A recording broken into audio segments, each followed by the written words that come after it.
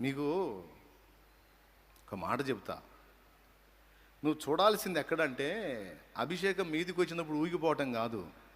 ఎప్పుడైతే ఈ ప్రార్థన నువ్వు చేసి దేవుని పాదాల చెంత గోజాడి నీ పరిశుద్ధాత్మ అభిషేకం నాకు ఇవ్వని మొత్తుకొని ప్రార్థన చేసి యువతలకు వస్తావో, నీకు తెలియకుండానే నీలో కొన్ని కార్యాలు కనపడుతుంటాయి. ఏంటంటే ఏ విషయాలలో బలహీనంగా అని నీవు ఉంటావో ఆ విషయాలు ఇక బలంగా నిలబడటం మొదలు పెడతావు.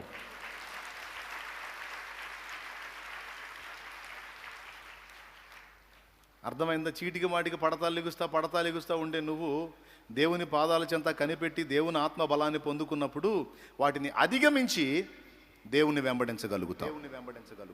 ఇప్పుడు నీకేది కావాలా? ఒకసారి ఒక సోదరు నా దగ్గరికి వచ్చి, నా చైన్ పోయింది ప్రార్థన చేయయ్యా అంది. సరే చేస్తాను అన్నాను.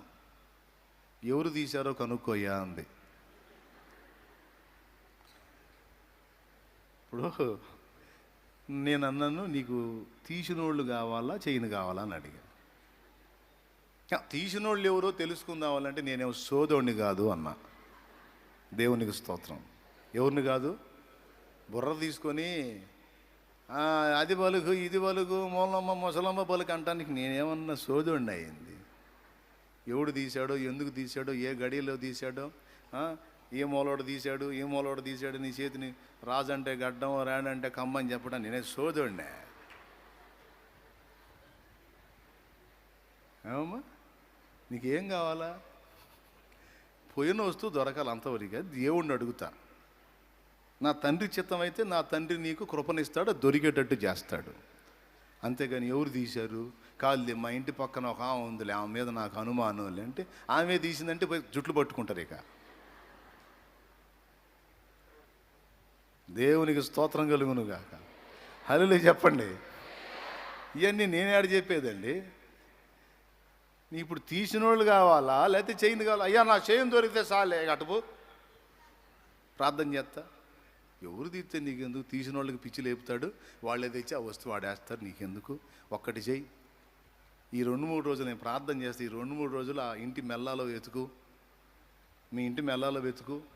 ఆ తీసిన వ్యక్తికి దేవుడు గుండెల్లో భయం పుట్టిస్తే తీసుకొచ్చి నీ చేతికైతే ఈరుగా, నీ చేతికైతే ఈరు ఆ మెల్లలో నీకు కనపడేటట్టు పడేస్తారు. నీకెందుకు? నువ్వు ఆ పని చెయ్యి. అట్లా చాలామంది వస్తువులు దొరికినాయి. దేవునికి మహిమ కలుగును గాక. చాలామందికి దేవుడు కార్యం చేశాడు.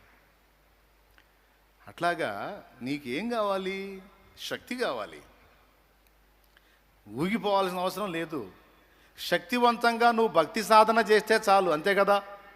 రైట్. నువ్వు తండ్రిని అడిగినప్పుడు ఎంతో నిశ్చయముగా అది నీకు అనుగ్రహిస్తాడని యేసయ్య చెప్పాడు. యేసయ్య అబద్ధం ఆడతాడా?